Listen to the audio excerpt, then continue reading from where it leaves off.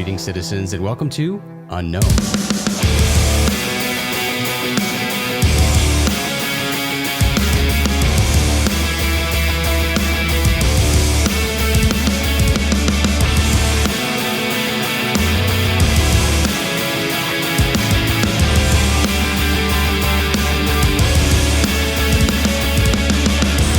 I'm Jason McClellan. I'm here with Shane Hurd. Thanks for hanging out with us today. We'll be speaking with the MC and one of the organizers of the upcoming International UFO Congress. But before we get to that, the Mutual UFO Network held its annual International UFO Symposium at the end of July in Irvine, California, where the organization is based. And Shane was there to check it out. So Shane, tell us about your very first experience attending Mufon's International Symposium. Yeah, it was really great. As you mentioned, it was my first one, even though I've been a Mufon member for several years. The first year or two when it was on the West Coast, I just had a conflict. And when it was East Coast, I just couldn't make that. So when it popped up in Irvine, California this year, I was able to go and was thrilled to do it. In fact, it's the 50th anniversary of Mufon, so it was kind of a special one to be able to attend. And it was really great. I mean, the facility was beautiful. It was in Irvine, California, had great attendance. And well, one of the things that was really cool for me anyway is, you connect with a lot of people behind the scenes, either on Facebook or through, case investigations and that sort of thing. And you don't ever have a chance to meet them, if they're across the country. But in this case, I was able to meet several individuals who, we had worked together, and it was just really great to put the face with the name.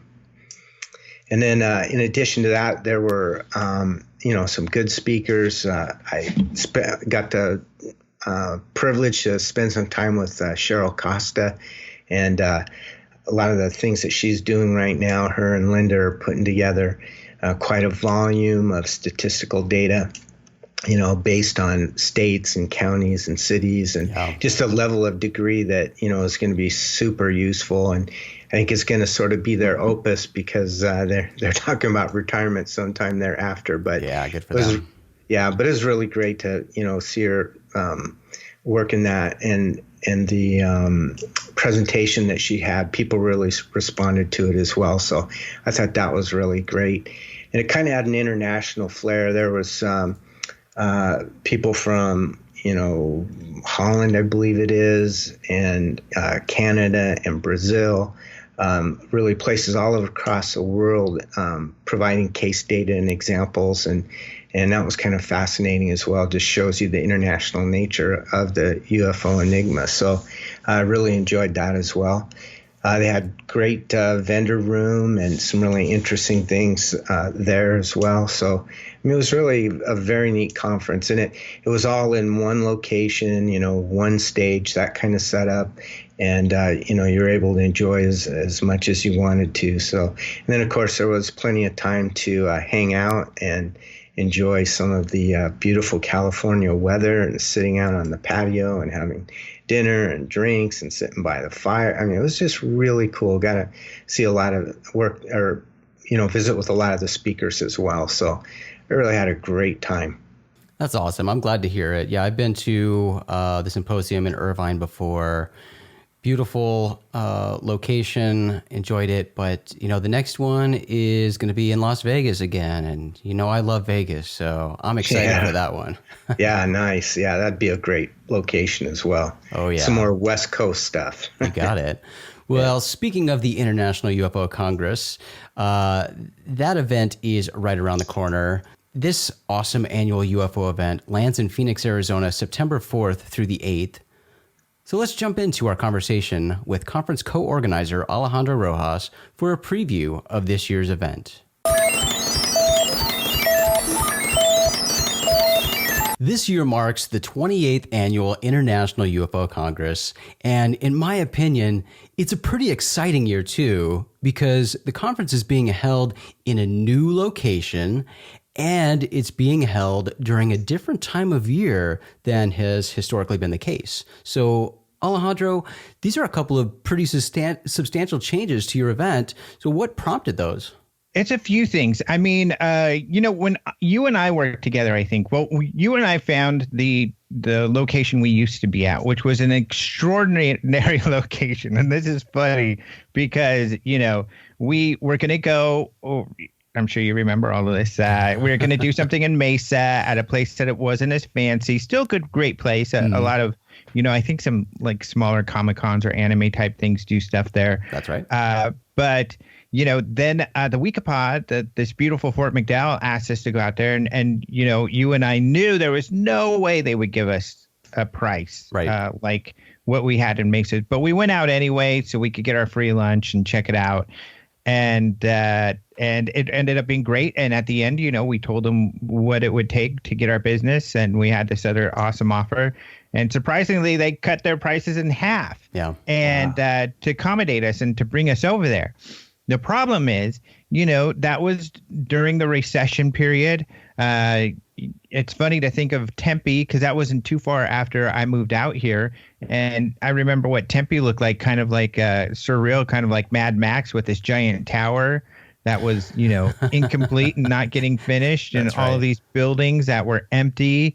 And now, if you look at Tempe, that tower's been completed. It's this fancy condos. There's tons of buildings, and it's like Vegas over there. It looks completely different. So and now there the are economy cranes everywhere too. Like stuff is still being built nonstop.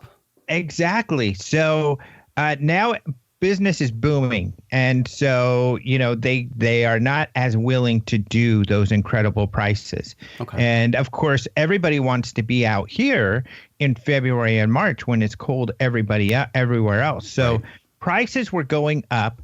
The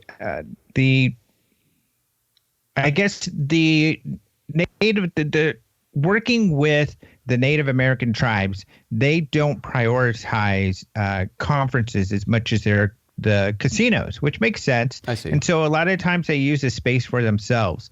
And so it's not as coordinated. And the tribe had taken over. And so, for instance, the day before the conference, they're like, hey, we're going to have a big meeting in that room you're using. And it's like, well, no, we're setting up in here. Yeah. So we had to compromise and say, okay, you could use it, but you got to use our stuff because hopefully we'll be done setting up by then. And then you could use it. And then we'll have to, once you're done at night, put everything back so we could start our conference. So it was more kind of willy-nilly kind of stuff going on. So, and the prices were going up. So as you and I had determined, and I think our whole group, I think the only option was to move it somewhere else. But there's so many people here in the Phoenix and Arizona area that loved it here that they literally begged Karen to keep it here. And so, we looked for a solution that would work.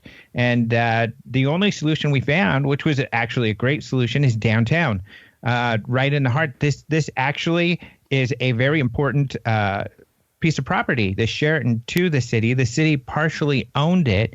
It was a rare situation where a city actually buys into a hotel. It's extremely rare that this happens. But Phoenix was trying to reinvigorate the area. In the middle of us negotiating and having all of this figured out, they sold the hotel to Marriott. And actually, this is kind of interesting. I just found this out through them. Marriott doesn't own many properties. They just manage them.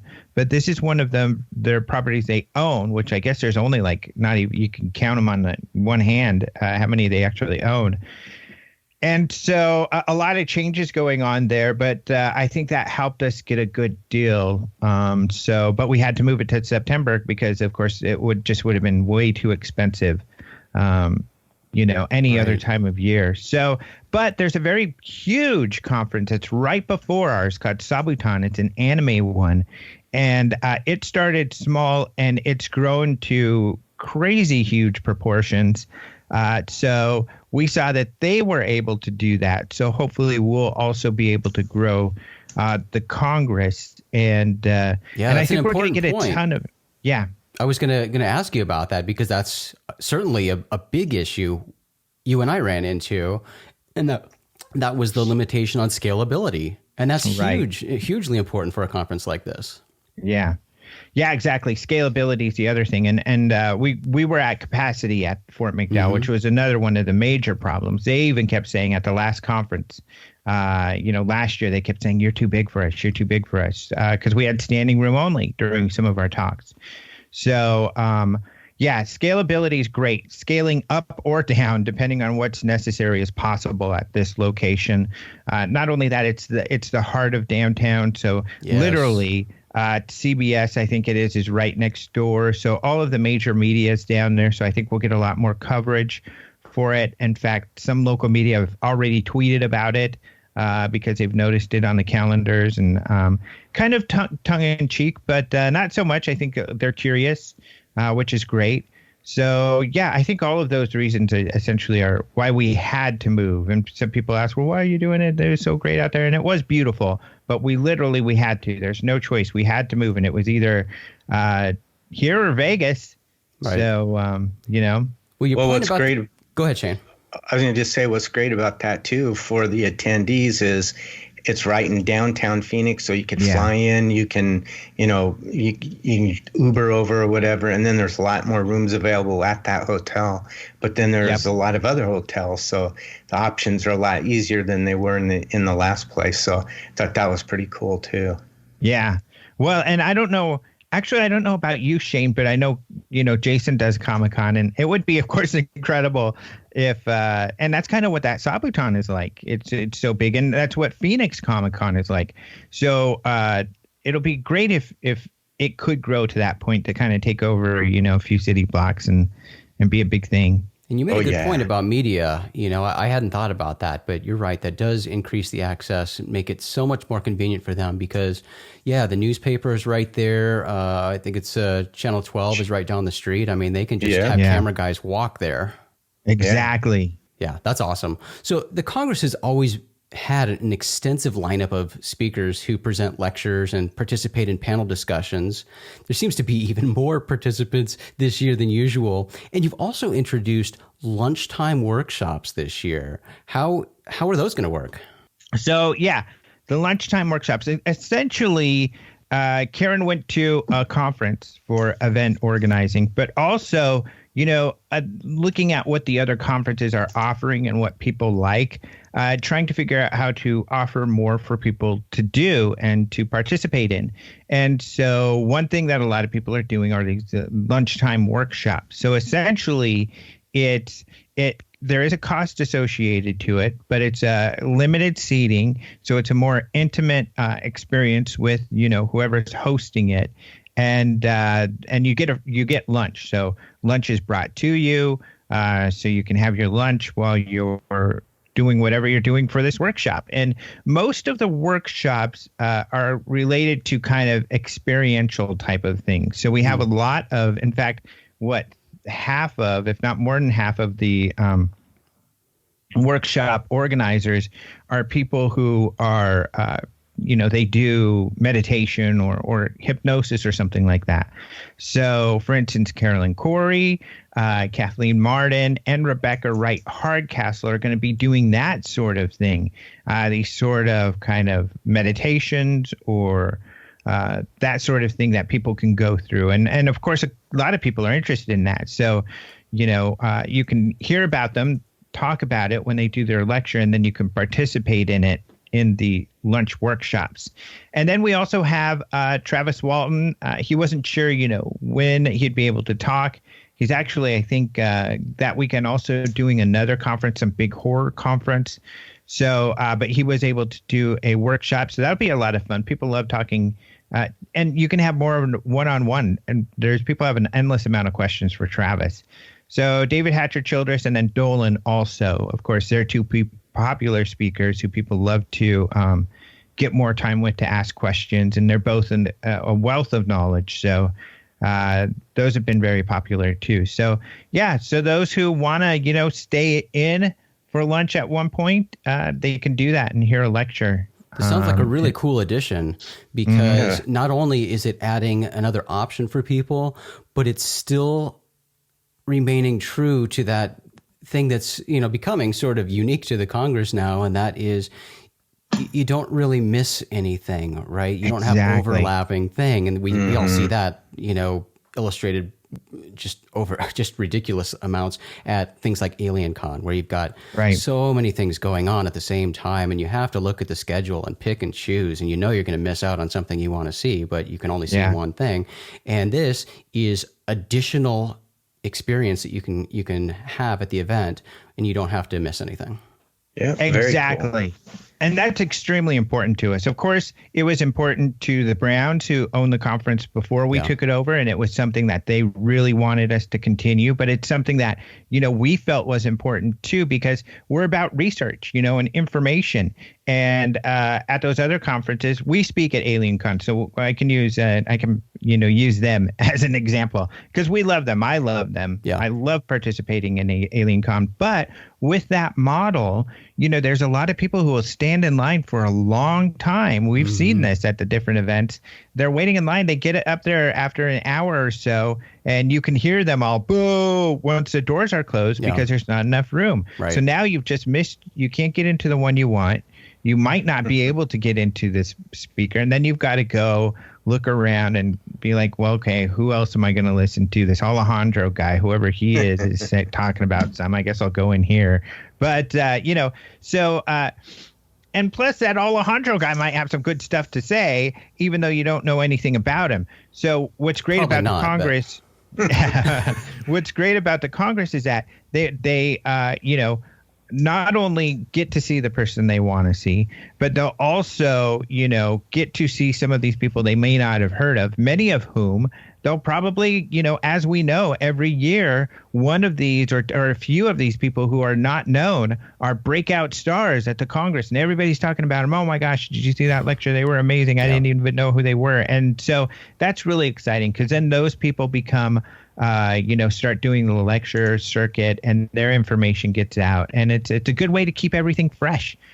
Keep all this new research rolling out there. So I've always loved that about the Congress. I really do. Yeah. And back to your point about AlienCon, I mean, I know I miss so much just because of what my schedule's like there.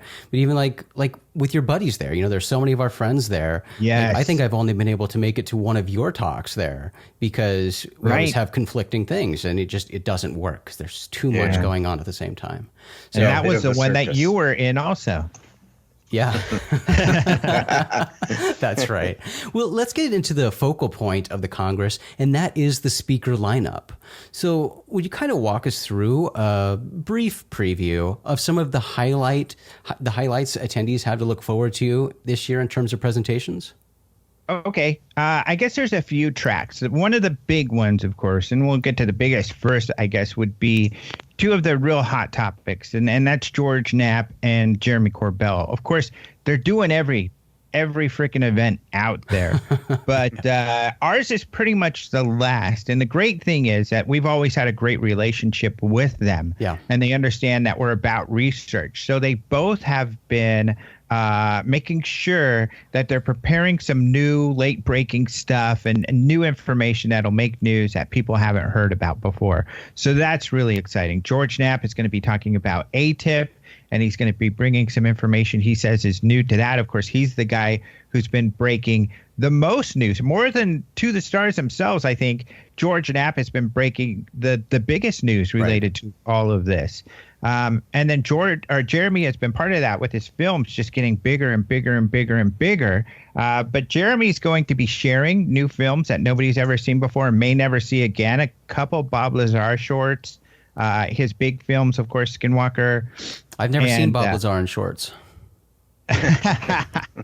You will now. Exclusive. Bob Lazar in shorts. And he really is in shorts. That's He's awesome. Doing a George Knapp Tells All on the Skinwalker short documentary. Cool. And then his talk is going to include some late-breaking stuff about Area 51 and this whole storm Area 51. So that'll be really important. And I think the media here is going to be really interested in that. So they're going to be the big guys. And then this is really fun. We've been able of course, I've had Brian Bender on the show. He works for Politico, the defense and space editor. He's a local here, great guy, and we've been hanging out with him quite a bit. And we were able to talk him into coming by the Weirdo UFO conference to sit in a panel with George and I.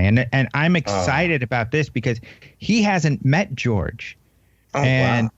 Yeah, they haven't really talked. So I know they're going to hit it off because they're both, major journalists in the mainstream who just having conversations with each on a regular basis. They're very, similar in thought, as most journalists are. When you're putting together your stories, they understand what's credible and not, and what, is important. So it's going to be a lot of fun. And it's kind of funny, too, because there's this conspiracy theory out there that essentially, and I am so flattered to be included among these other people. I don't think I deserve to be included in this group, but they mostly include George, Brian Bender, Leslie Kane, and I as like being somehow in cahoots with To the Stars, and that we're just, writing good stuff about them. And, like I just said, George and Brian haven't met. George, of course, his main priority is his network. Being a good journalist. Same with Brian. Brian could care less about the UFO community or To the Stars. He's writing news stories. So it'll be fun to kind of show people that, no, we're all very, very different people, and we're not motivated by To the Stars. We're motivated by what they're doing and the news surrounding it. But, if we're reporting stuff that To the Stars and Lou Elizondo is telling the truth, well, then it's not our fault. That's positive news. They're telling the truth. That's the way it is. Live with it. So, and that's what we all want. Yeah, exactly. Is truth. Yeah. So I kind of spend a lot of time on them, but we're going to have TV show stars. We'll have David Hatcher Childress, of course, from Ancient Aliens, but our good buddy Chuck Zukowski has his own TV show. That's right. So he'll be there. He's got Alien Highway. And then we've got Kevin Day, who was in Unidentified. And, of course, one of the witnesses to the whole Nimitz event. So that'll be fun. Mark D'Antonio is always on a lot of shows. He's going to be sharing something he's never shared in a public lecture before, which is some personal experiences. That's so And when cool. it comes to personal experiences, we've got Kelvin Parker, who was one of the witnesses at Pascagoula. Paul Hynek, whose personal experiences and a TV show. So you guys know him. I think you had beers with him, but he will be talking about what it was really like to be growing up in the Hynek household, and also, some information about consulting with Project Blue Book and what that's like. So Terry Lovelace, who's a witness himself, we've got a lot more women, and I think that we found this interesting before. Is there's a lot more women who they're more interested in kind of the alien connection and communication type of stuff.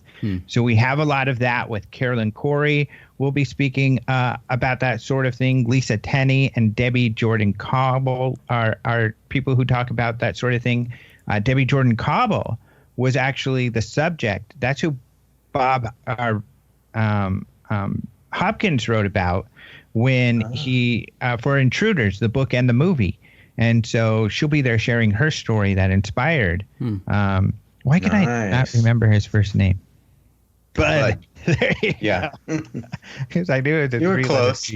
Yeah. So Bud, good old Bud. So, he had written a lot about her. And let's see who else we got. We got James Fox. Everybody's been dying about, for the last 3 years, James has been talking about this great documentary he's working on. Well, what's the deal, dude? When's this coming out is what everybody's been asking. Fortunately, I've been helping them a little bit behind the scenes. And so I know they've been working on stuff. And I know that it's extremely exciting stuff. So for the first time, worth the wait.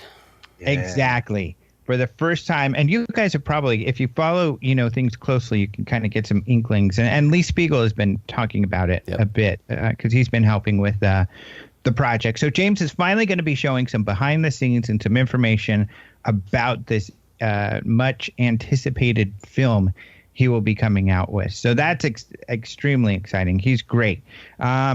We've got the Dolan. So Richard Dolan and Tracy Garbett are married, and they got engaged at the UFO Congress in 2017. And now, a couple of years later, they're going to both be speaking at the conference. Richard Dolan, and this is really cool, he always comes up with something original for the Congress. This one's going to be about metamaterials and the secret science of UFOs, which is exciting because, of course, To the Stars says they're working on analyzing some mysterious materials. And then Tracy, I don't know if many know this, she's a remote viewing expert. So she'll be talking about that. She's a remote viewing expert and an experiencer. So she'll be talking about those things. So that's exciting. And then Michael Masters, he's a PhD in biological anthropology. He's actually a professor and an author on those topics as well. Have you guys talked to him? I have not. I know. Okay. I know Ryan Sprague has. Yeah, because a lot of people have been interviewing him, and his thing is that he feels there's evidence that aliens could be humans from the future. Right. And I think that that's a great topic, because that is really, it's something probably in this field we should talk about more, because it's just as strong a possibility, I think, as, aliens coming from elsewhere. In fact, when you talk about the science of traveling vast distances, it's very similar to the science of time travel, even the energy you need and so forth. So it's possible. It's entirely possible that that's happening. So that's going to be a really interesting talk. Yeah. Let's see. Who did I forget? Oh, Chase Kletsky. She's the number one on top here. She is, of course, she's doing some cool things. She's left Mufon. She used to be their chief investigator.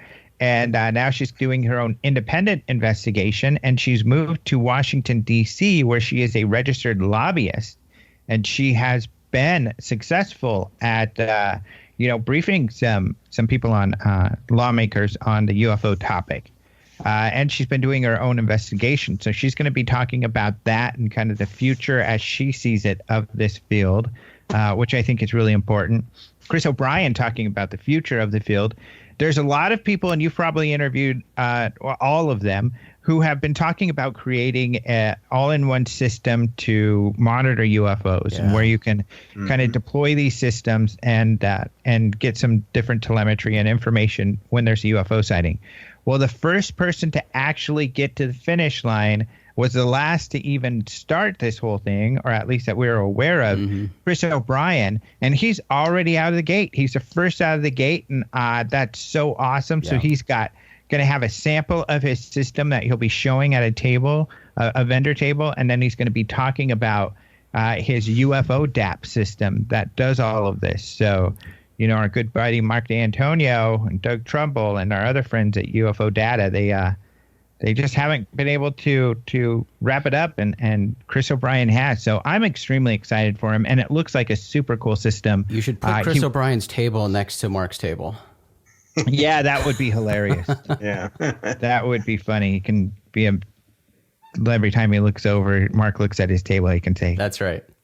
Beat ya." I won. I won. But O'Brien had all this stuff out at Mufon, and it was really cool. So I'm excited for that. And then Charlotte Mann. So those of you who are into UFO crashes, one of the most popular ones is the Cape Girardeau crash, alleged crash from 1941. And Charlotte Mann is the granddaughter of the most famous witness of that case, who was a reverend who said he was asked to give last rites to aliens when they crashed here. Yeah. So she's going to share that story and more. And have either of you met her? She comes to the Congress every year. I don't think I've met her. No, I don't think I have. She's one of these, fired up ladies who is a lot of fun. And I mean, she came to me and she's like, "Alejandro, everybody's talking about my case and talking about what I say, and I need to be able to tell people from my very own mouth, what's happened and what my grandfather did," and blah, blah, blah. And it was funny, and she was great. Obviously, she was articulate and not afraid to speak in front of people. So I was like, "Hey, you've got me. You sold me."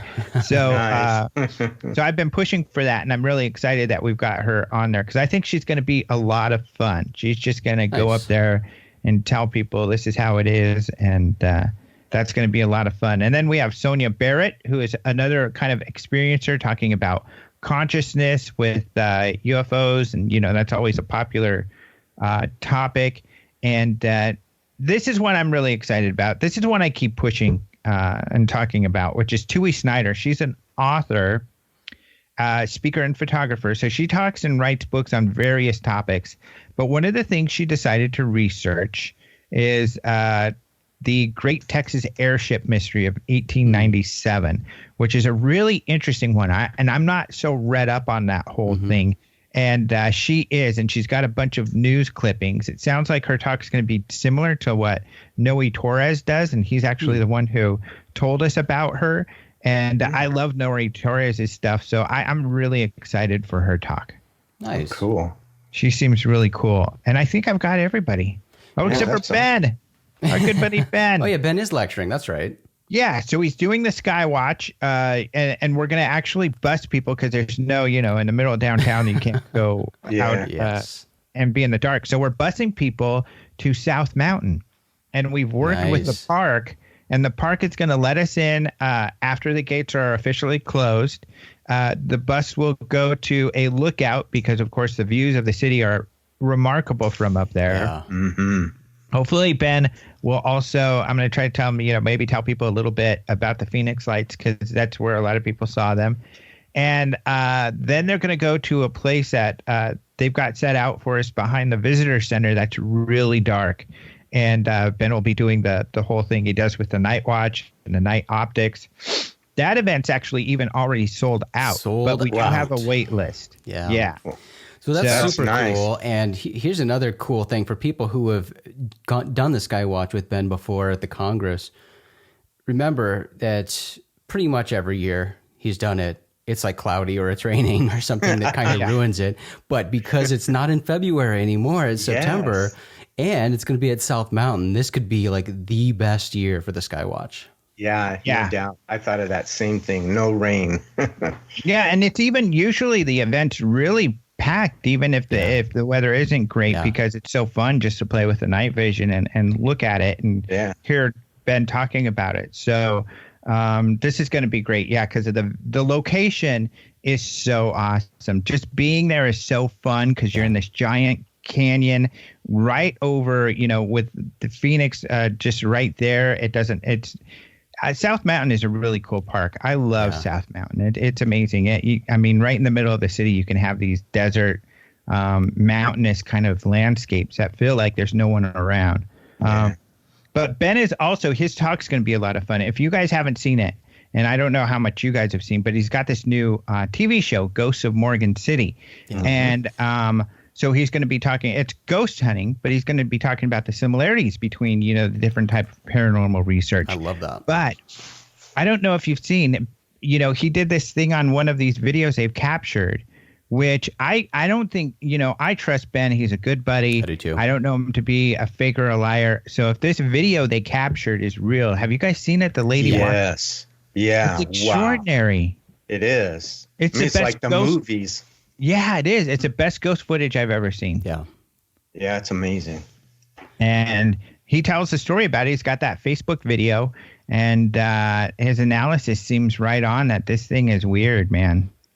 That's awesome. Super exciting. And I would love to see that presentation. So what do you guys think of the ghost video? I mean, like you said, I am on the same page as you. We've known Ben for a long time now. I've never known him to not be anything but, completely trustworthy, straight stand-up guy. And, I've even gone ghost hunting with Ben, and, he's experienced things too. And it's always interesting knowing Ben, knowing his personality, and when something surprises him, it kind of catches you off guard because he doesn't really get animated, He's kind of very, very not stoic, but he's kind of slow in his movements and his speech. He's very focused in what he's saying. And then when he gets excited, you're all, wow, something must be going on. Yeah. I don't question him for a second when he says that he saw something. Yeah. And Roswell, right? Yes, Roswell. So that was a lot of fun where we did at the museum. We did a ghost hunt with Ben, and he saw something. So I know what you mean because his demeanor changes. He's usually very sober, talks. He has a pace to his talk because he's explaining things. But when something happens and the energy changes. Yeah. So when he posted that, I definitely took note of it for sure. Yeah, I don't doubt it's legit. Knowing everything about Ben, definitely. Yeah. Well, Alejandro, you mentioned that about Rich and Tracy, and love seems to be in the air at the IUFOC. Multiple people have formed relationships at the event, gotten engaged, and even married during the Congress. But we talk about this a lot. An important element of the Congress has always been the social aspect, the opportunity for like-minded people to meet up, engage in conversation and friendly debate, and just to hang out. And the Congress always has its Wednesday and Saturday banquets, but you guys have also added additional entertainment and socializing opportunities this year, right? Even live music? Yes, because this location is really cool. I mean, it's a very cool location. The hotel's super nice. I think people are really going to like it. Of course, it doesn't have that desert atmosphere, but it has that kind of urban atmosphere with a ton of space inside the hotel. So there's a lot of space to hang out. The fourth floor is where the pool and the jacuzzi is, and there's a bar there and a bunch of seating to hang out there. So there's a lot of hangout space all around for people to hang out. And one of these spaces that they have that they said we could use is called this Valley Overlook. And it's on the fourth floor, same floor as the pool in a different area. And right inside the doors is a bar area. So it's a hangout area there. But then you go out to this awesome patio where they have these cool upscale kind of events. And they said we could use it. So we decided to, ask her. We've got good friends who help us out with the Congress, that are part of the music scene. You're part of the music scene. You're the one who connected us with most of these people. So Heidi Gadd, who's a volunteer in particular, kind of took on, and we also had some other people contact us, but she helped us contact some musicians because we figured, it'd be fun to have some music. And she was like, hey, I know lots of musicians who would love to, if you just let them come to the conference for free, they'd love to play some music for a while. So, so we've coordinated some live music on Thursday and Friday nights that people will be able to enjoy. No doubt at some point, probably most nights, Travis Walton will be out there too, playing his guitar. He always loves to play his guitar in the evenings. Yeah. So, so we'll have some live music. That'll be a lot of fun. That space out there is super cool. I've been to a few functions. Have you? Before, and it is awesome when you've got the people out there, you've got the, bars going, and it's such a cool space. Yeah. It's beautiful. It's one of the most gorgeous hotels I've ever seen. It's very modern and just, it's awesome. And the location is amazing. Yeah. And, the other thing people have said is asking about food. Well, what about food? We were at a place with a whole casino with various restaurants and stuff. But right across the street from the hotel is essentially kind of the premier downtown shopping area that they've been developing in Phoenix. And so you have tons of restaurants and choices there just across the street. So there will be a lot there for people. And it's a beautiful downtown area. Yeah, it's a great place to be. So it takes an incredible amount of work to put together the Congress every year, and you and Karen do a tremendous job.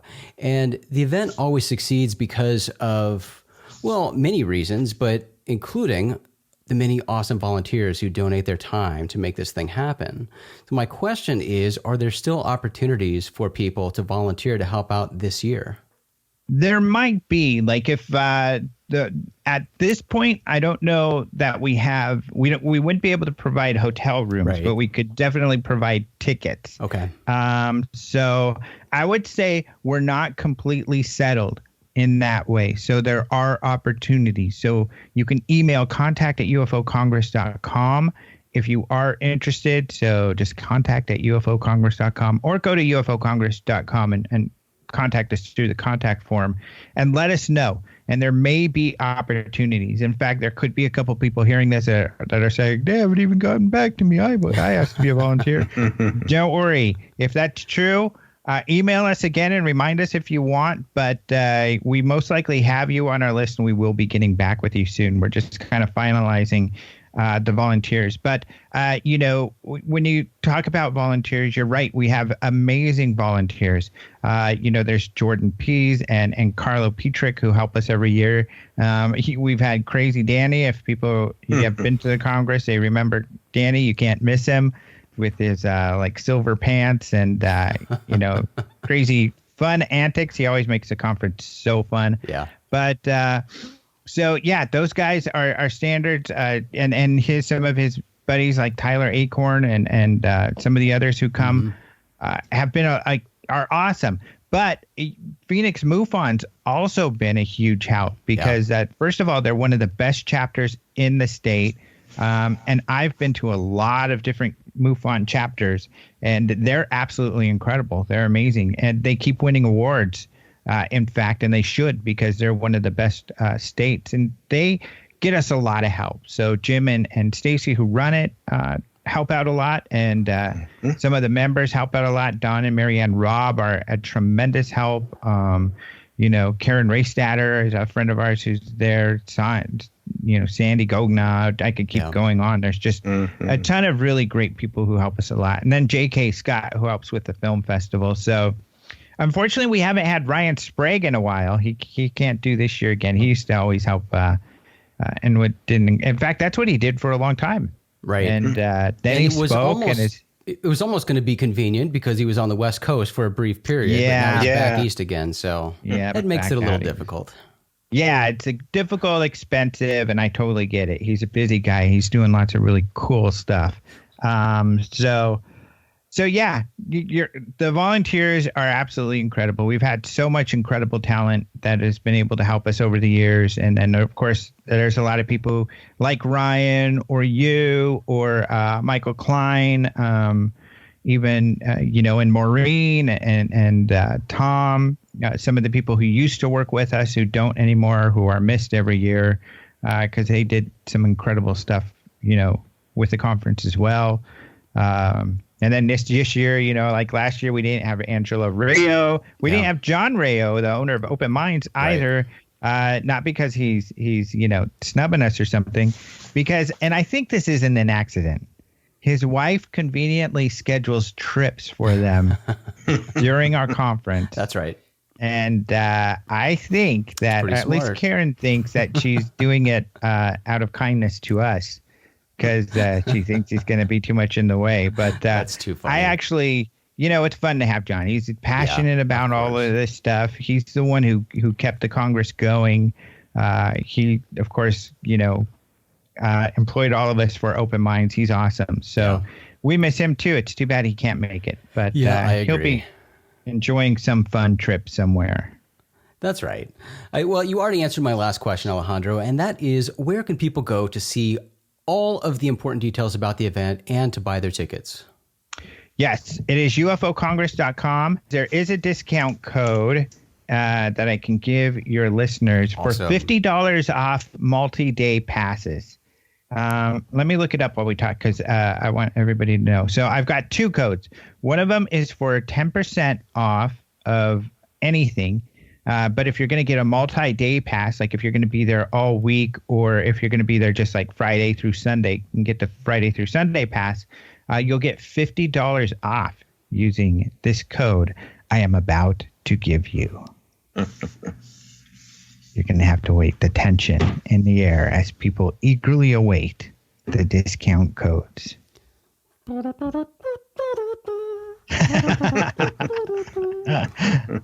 The codes are, here we go. Are you guys ready? Yes. Do it. 50 off. I couldn't remember that. 50 off. All uppercase, and you'll get $50 off those multiple codes. It looks like people are already taking advantage of it.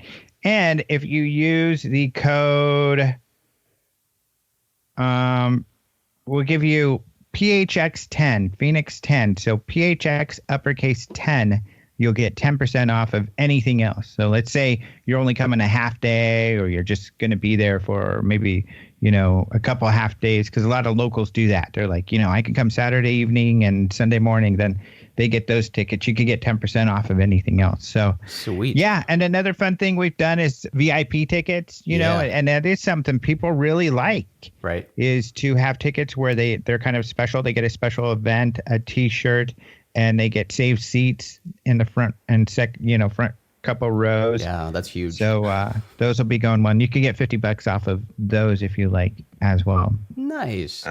Well, Alejandro, it's exciting knowing that it's Congress season. Congress is right around the corner. So we are certainly wishing you both the best of luck this year, and we are excited to see you there.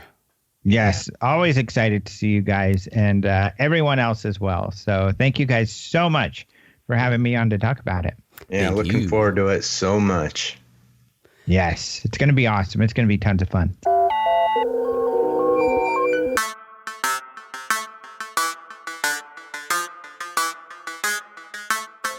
Well, citizens, as we wrap up this episode, we invite you to come join us in the Rogue Planet Facebook group at facebook.com/groups/Rogue Planet. We'd really love to hear what UFO-related events you enjoy or which upcoming events you're looking forward to. You can find more episodes of Unknown on Apple Podcasts, Stitcher, Google Play, iHeartRadio, and YouTube. Subscribe on your favorite podcast provider so you're notified when we publish new episodes. And if you haven't done it already, it would be awesome if you could take a minute and rate and review Unknown on your favorite podcast platform. You can always find this show at rogueplanet.tv because Unknown is a Rogue Planet production. rogueplanet.tv is your home for all the strange. Big thanks to our talented friend and fellow Rogue Planeteer Caleb Hanks for the show's intro and outro music. Check out all his work at theclerkchronicles.com. Thanks again for hanging out with us today. I'm Jason McClellan. And I'm Shane Hurd. Do us a favor, friends. Always treat the UFO subject with the cautious and responsible skepticism it deserves. Question everything. Have the courage to form your own opinions.